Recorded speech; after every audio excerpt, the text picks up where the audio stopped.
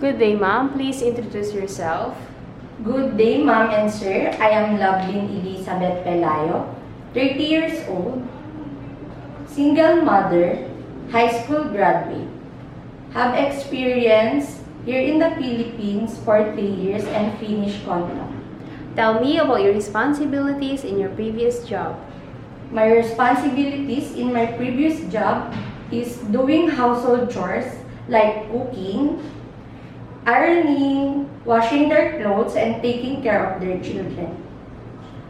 Can you tell us how will you take care of the children, a baby, and elderly?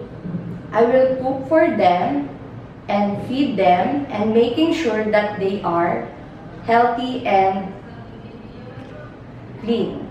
Please tell us some of your skills. My skills is I love cooking Filipino food and I'm willing to learn Chinese food. What are the traits necessary to be a good domestic helper? The traits must be patience, understanding, honest, loyal, multitasker, fast learner. Anything else you want to tell for your future employer? Can you tell them now?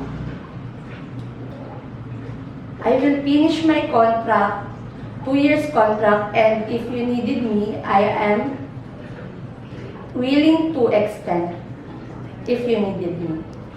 Thank you and hope to see you soon in